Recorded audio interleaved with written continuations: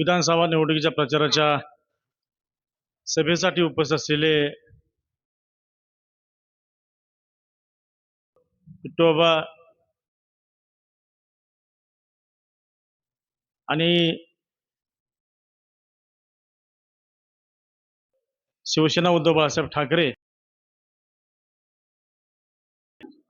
आम आदमी पक्ष, शेकाप पक्ष सर्वांची मी दिलगिरी व्यक्त करतो. आपण कोणाची नावं घेत नाही. सर्व प्रमुख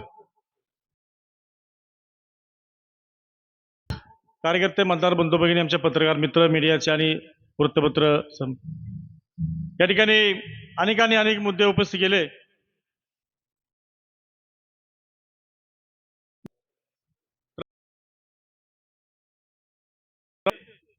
विरोधकांकडून की 30 वर्षामध्ये काय काय झालं आपल्या सर्वांना समोर आहे.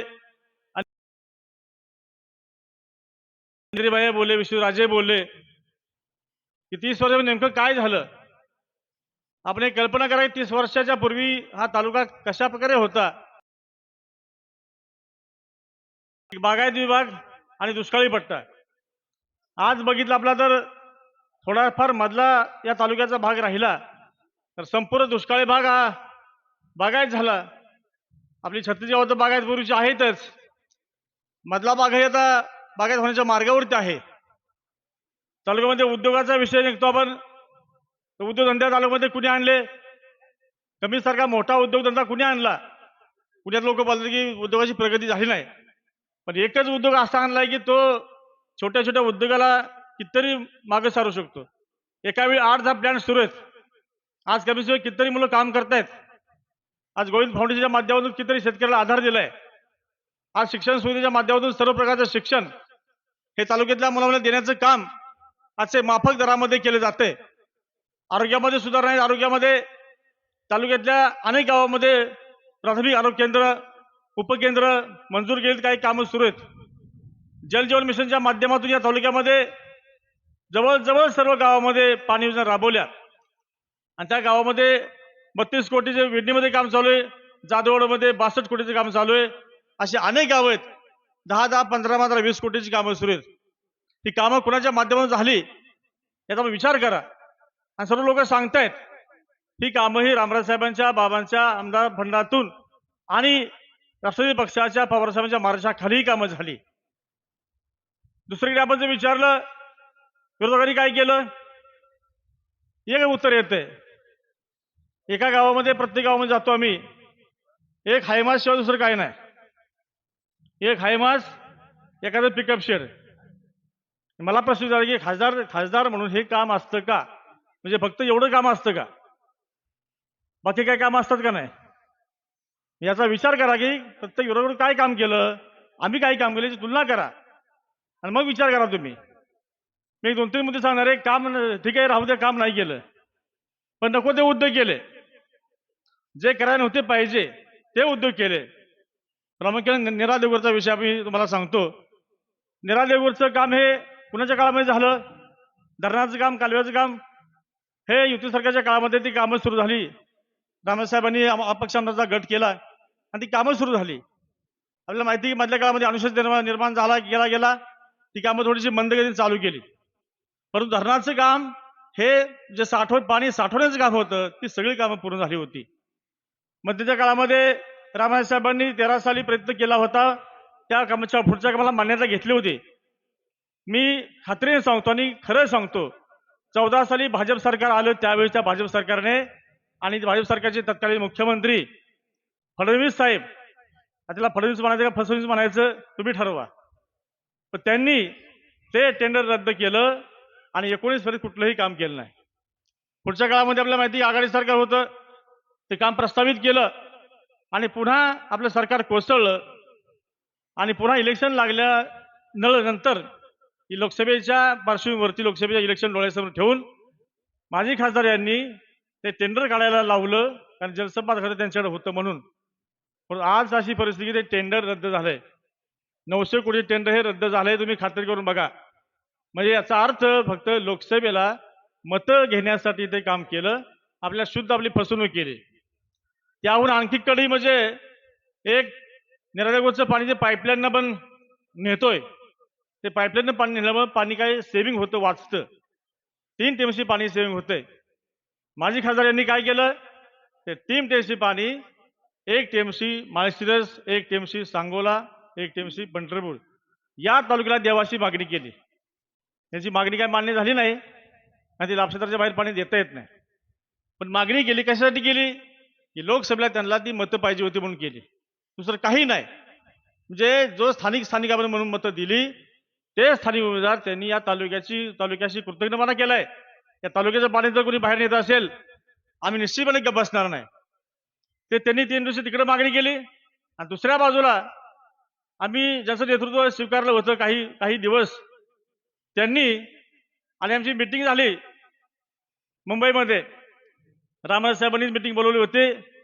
मिटिंगला उपमुख्यमंत्री होते अजितदादा पवार साहेब, मी होतो आणि अधिकारी होते. त्या ठिकाणी आम्ही मागणी केली आमच्या लाभक्षेत्राचं पाणी आम्हाला मिळालं पाहिजे, आमच्या हक्काचं पाणी हे फलटणला मिळालं पाहिजे. याचं कारण फलटणचं निरादेवगरमध्ये 42% क्षेत्र भिजायचं राहतंय, खंडाळ्याचं 40% राहतंय आणि माळशेरचं फक्त 14% राहतंय.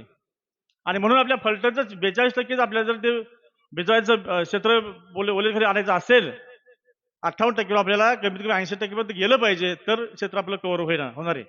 आणि ते जर करायचं असेल तर आपल्याला आपलं हक्काचं पाणी हे आपल्यालाच मिळालं पाहिजे.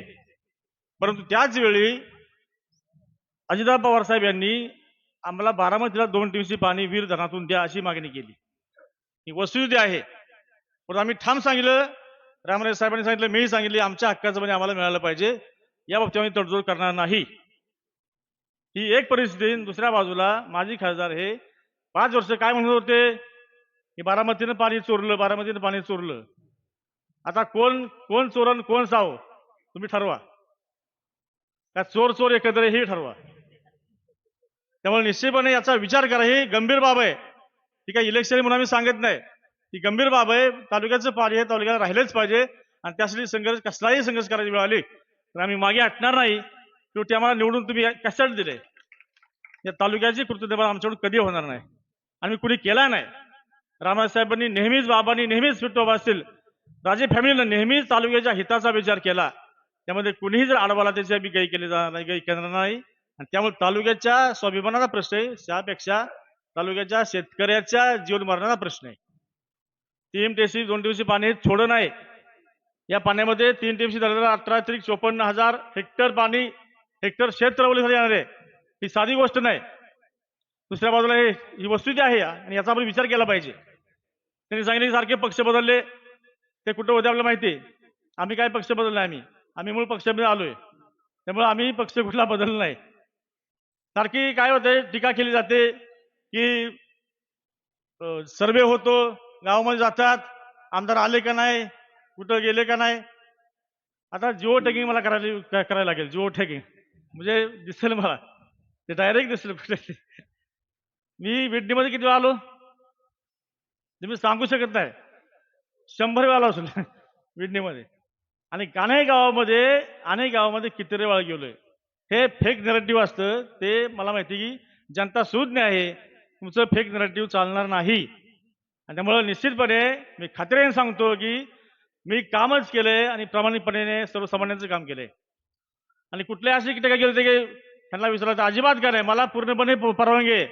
कुठलंही काम मी असं कधी सांगितलं नाही आणि मला कधी बंधन नाही. हे कुणी काय सांगूत, फक्त ज्यावेळेस एक वेगळी खात्री सांगितली, ज्यावेळी तालुक्याचे महत्वाचे विषय असतात त्यावेळी चर्चाही करणं भाग आहे.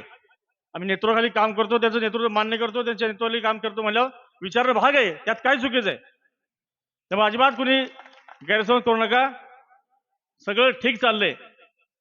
आणि दुसरी गोष्ट म्हणजे तालुक्यातली गुंडगिरी, दहशतवाद आपण बघितला की खऱ्या तर मगाशी उल्लेख केला शिर्केचा, सगळ्यांचा उल्लेख. आमच्या पिंपोडच्या लोकांना त्रास दिला, कोरेगावच्या लोकांना त्रास दिला. तालुक्यामध्ये सगळं दहशत, गुंडगिरी, दादागिरी एवढंच चाललंय. मगाशी शंभूराजांनी आरटीओचा उल्लेख केला. त्या आरटीओचं ऑफिस झालं असं नाही, त्याच्या पुढचं मी सांगतो. ते मला सकाळी एकाचा फोन आलता की त्या ठिकाणी कोणाचे पीए मला माहित नाही, त्या पीएचा फोन येतो आणि ते सांगतात तुम्ही आमच्याकडे या, तुम्हाला कसलाही त्रास होणार नाही. आणि स्पीकर लावून त्या आरटीओला फोन करतात ही आमची माणसं आहेत, ह्यांना काय त्रास द्यायचा नाही. पण मी खात्रीने सांगतो की इलेक्शन होऊ द्या, कोण आरटीओ कोण बघतो आणि कसं काम करतो या तालुक्यात बघतो. कुणाला त्रास झाला सर्व माणसाला आम्ही जबाबदार आहे, त्याची तुम्ही काळजी करू नका. त्यामुळे अजिबात तुम्ही तुमचे गाडीवाले अजिबात काळजी करू नका तुम्ही. फक्त 20 तारखेवर जरा शांत राहा. पुढे बघू आपण बघू काय करायचं ते. मग या सगळ्या गोष्टी आम्हाला सगळं करता येतं. फक्त एक संस्कृती आपली शांततेची आहे, संयमाची आहे. आणि शेवटी आपल्या एक लक्षात घ्या की मला निवडून दिलं तर मी मागं बघतो. मागं आमदार कोण कोण होतं इथं? मल्हार राजे होते, हरिभाऊ निंबाळकर होते, कृष्णेंद्र भोईटे होते, श्रीमंत शिवाजीराजे होते, स्वर्गीय चिमराव कदम साहेब होते, रामराजे आहेत. या सर्वांच्या ज्यांनी काम केलं त्यांच्या नावाला कुठेही कलंक लागणार नाही अशा प्रकारचं आपण काम केलं पाहिजे. शेवटी आमदार बघताना तुलना केली जाते आणि त्यामुळे मी निश्चितपणे ही भूमिका घेऊन आम्ही पुढे चाललोय. एक वैचारिक भूमिका घेऊन पुढे चाललोय, एक वारसा घेऊन पुढे चाललोय. आणि त्यामुळे माझी विनंती आपल्याला की ह्या सगळ्या गोष्टी लक्षात ठेवा. तुम्ही विनंतीचा मगाशी उल्लेख केला तर ते विनंती सभा कुठं घ्यायची होती, काय होती, व तुम्ही असं मतदान करा की त्यांनी बिहून राजीनामा दिला पाहिजे. इथल्या सरपंच राजीनामा दिला पाहिजे. आणि वर्षामध्ये काय काय चाललंय का आपण बघितलं. कुणाच्या बरगडे बोडल्या, कुणाचे काय सभा इथं घेऊ नका तिथं घेऊ नका, हे सगळं आहे ती गुंडगिरी दादागिरी आपल्याला संपवायची असेल 20 तारखेला तुम्ही सावधपणे मतदान करा. निश्चितपणे तुमचं भविष्य घडवण्याची जबाबदारी रामराजे साहेब असतील, बाबा असतील, आम्ही सर्वजण निश्चितपणे घेऊ. आणि भविष्य काळामध्ये आपला राहिला फलटणचा विकास, फलटणची जनता ही सुखी केल्याशिवाय आपण स्वस्थ बसायचं नाही, एवढं जे निर्धार करूया. आता पवार साहेबांचं देशामध्ये जे नेतृत्व आहे ते बळकट करूया आणि त्याच्या नेतृत्वाखाली राज्यामध्ये महाविकास सरकार आणण्यासाठी आणि भाजप सरकारला उलटून टाकण्यासाठी आपण सज्ज व्हा. आणि त्यासाठी 20 तारखेला तुतारी वाजवणारा माणूस हे चिन्ह लक्षात ठेवा. आपलं चिन्ह एक नंबरला आहे, त्यामुळे दुसरा कोणी दीपक चव्हाण बघू नका. एक नंबरला चिन्ह आहे, एक नंबरला चिन्ह आपलं बघायचं, त्या चिन्हावर बटन दाबायचं. आणि मी शेवटचं सांगतो की मी 15 वर्षामध्ये दीपक प्रल्हाद चव्हाणच राहिलो. मी पहिलं नाव बदललं नाही, शेवटचं नाव बदललं नाही. त्यामुळे एक आणि पुढे काय बदल होणार नाही याची काळजी करू नका.